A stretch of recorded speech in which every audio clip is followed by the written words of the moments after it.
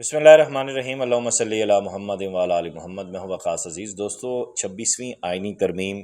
का पास होना और पाकिस्तान तहरीक इंसाफ की सियासत का पट्टा बैठना, ये दो चीज़ें सामने आ चुकी हैं। पाकिस्तान तहरीक इंसाफ की सियासत का ऊँट इस वक्त किस करवट बैठ रहा है, इमरान खान से किस किस ने गद्दारी किया और उनके सियासी मंजरनामे का पट्टा बिठाया है, ये आज के मेरे व्लॉग का मौजू है। इस 26वीं आइनी तरमीम को तहरीक इंसाफ के जो हामी व्लॉगर्स हैं या एंकर्स हैं या राइटर्स हैं या कॉलमिस्ट हैं या उनके जो हामी हैं, वो कैसे देख रहे हैं, उस पर बात करूंगा। और जो हुकूमती बेंच हैं या हुकूमती सफ़े हैं जिन्हें बिलावल भुट्टो ज़रदारी लीड करते नज़र आए, वज़ीर आज़म तो कर ही रहे हैं, और उनके साथ साथ मोहसिन नकवी नज़र आए। और हमने देखा कि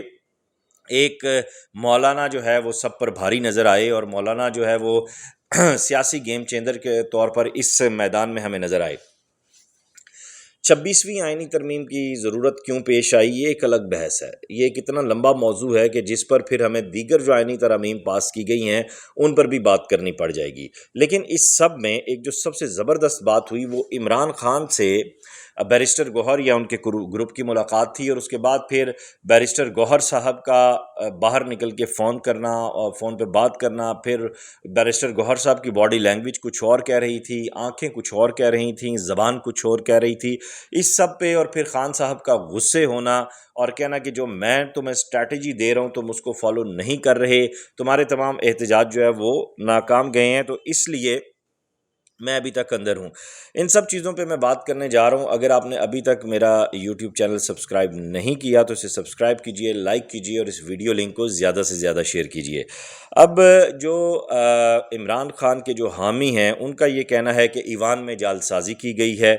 और नंबर्स पूरे नहीं थे। जालसाजी के ज़रिए ये सारी तरमीम सुबह रात के अंधेरे में जो है वो पास की गई, और दुनिया में ये पहली पार्लियामेंट है जो कोई आइनी बेंच बनाएगी। जबकि देखा जाए तो इस तरमीम से देखा ये जाए तो आइनी बेंच जो हैं वो अलग होते हैं, और हमने देखा कि अदलिया इससे पहले अपना एक सिस्टम, अपना एक काम करता नज़र आई है, और ये हुकूमत जो है इस बेंच के ज़रिए अदलिया पर अब कंट्रोल करेगी, क्योंकि अदलिया वाहिद एक ऐसा कॉर्नर था जो आइनी हवालों से हुकूमती जो ईवान है उसके लिए या हुकूमत में जो लोग मौजूद होते थे उनके लिए हमेशा एक अलार्म रेड साइन रहा है। अब इसमें जो सबसे बड़ा फ़ायदा होगा अलग बैच जब बनेगा वो ये कि जैसे हम देखते हैं कि गुज़िश्ता 2 दहाइयों से नाअहलियाँ सामने आ रही थीं, और जो कई एमएनएस थे वो नाअहल हो रहे थे, और इस तरह के जो सियासी केसेस थे उनमें जो हुकूमत में लोग मौजूद होते थे उन्हें नुकसान होता था। जैसे पाकिस्तान पीपल्स पार्टी के वज़ीर आज़म नाअहल हुए, माजी में नून लीग के वज़ीर आज़म नाअहल हुए। अब ये जो है ये सिलसिला और तरफ चला गया है। अब इसमें हुकूमत एक अलग, चूँकि उनका ख़ुद मुख्तार एक आइनी बेंच होगा, और हमने ये देखा माजी में भी कि अदालतों पर भी जो है वो कंट्रोल किया जाता रहा है। और अब इसमें मैं ये हतमी तौर पर कह तो नहीं सकता, ना मुझे ये कहना चाहिए, क्योंकि गैब का इल्म सिर्फ अल्लाह की ज़ात के पास है।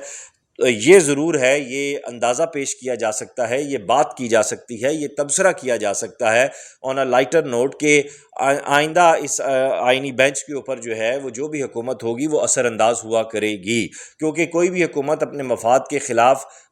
कोई भी किसी भी किस्म का फ़ैसला या रवैया बर्दाश्त नहीं करती। अब यहाँ पे वो लोग जिन्होंने पाकिस्तान तहरीक इंसाफ को इस आइनी तरमीम में नुकसान पहुँचाया, उनमें चौधरी उस्मान साहब का नाम लिया जा रहा है, और औरंगज़ेब खिच्ची साहब का नाम लिया जा रहा है, ज़हूर कुरैशी साहब का नाम लिया जा रहा है, चौधरी इलियास, फिर इलियास फतियाना, मुबारक ज़ेब। ये वो लोग हैं जिनके ऊपर तहरीक इंसाफ के वोटर सपोर्टर बड़े तपे हुए हैं, लीडरशिप बड़ी तपी हुई है। और एक शख्स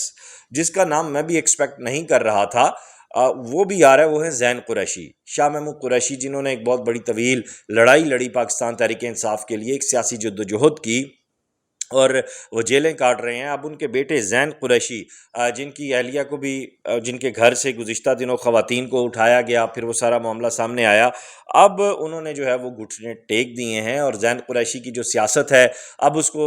देख कर ये लग रहा है कि जल्द वो अपने वालिद शाह महमूद कुरैशी को भी बाजियाब कराने में कामयाब हो जाएंगे। और सियासत है, सियासत के सीने में दिल नहीं होता, ये किसी भी रुख बैठ सकती है, ये ऊँट किसी भी करवट बैठ सकता है। और फिर इसमें हम یہ دیکھ رہے ہیں کہ اب یہ جو آئینی ترمیم پاس ہوئی ہے، اس کے بعد جو سیاسی جماعتیں ہیں ان کے لیے جہاں بہت سے فوائد ہیں وہاں پہ ان کے لیے بہت سے نقصان بھی ہوں گے۔ بلاول بھٹو زرداری نے حیدرآباد میں اپنے ایک جلسے میں کہا تھا 2 دن پہلے 18 تاریخ کو کہ میں یہ آئینی ترمیم کروا کر ہی واپس لوٹوں گا، یعنی اس آئینی ترمیم کے حق میں پاکستان کی سب سے بڑی جمہوری جو جماعت ہے، جو سیاسی جماعت ہے، جس کا ایک کیڈر ہے، جس کی ایک تاریخ ہے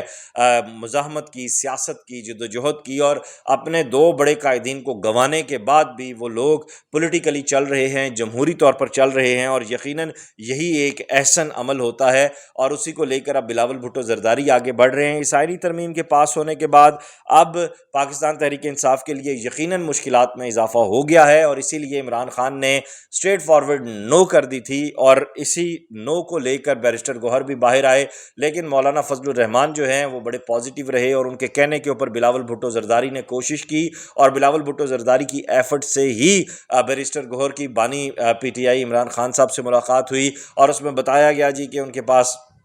اخبار نہیں ہیں، انہیں کھانے میں مسائل ہیں، ان کے پاس ٹی وی نہیں ہے، تو پھر جیل انتظامیہ کی جانب سے ایک پورا ڈیٹیل چارٹر آ گیا تھا کہ ہم یہ ساری سہولیات ان کو دے رہے ہیں، تو یہ ایک بلف کی سیاست جو ہے وہ کی جا رہی ہے۔ بہرحال اس ایک ہفتے کے اندر ایک OIC کی یہ جو شنگھائی تعاون تنظیم کا اجلاس ہوا، اس کے بعد کے یہ 5 دن بڑے ہنگامہ خیز تھے پاکستان کی سیاست میں، اور ان ہنگامہ خیز دنوں میں یہ ہمیں پتہ چلا کہ پاکستان کے جو سیاستدان ہیں وہ کتنے سیلف سینٹرڈ ہیں، اور اس کا براہ راست عوام کے مفاد، ان کی بھلائی اور ان کی ترجیحات سے کسی قسم کا کوئی تعلق نہیں ہے۔ بہرحال یہ آئینی ترمیم آئندہ آنے والے دنوں میں میری یہ دعا ہے کہ اس ارض پاک پر اترے وہ فصل گل جس سے کوئی اندیشہ زوال نہ ہو۔ اس ویڈیو لنک کو زیادہ سے زیادہ شیئر کیجیے گا۔ مجھے دیجیے اجازت، دعاؤں میں یاد رکھیے گا۔ اللہ حافظ۔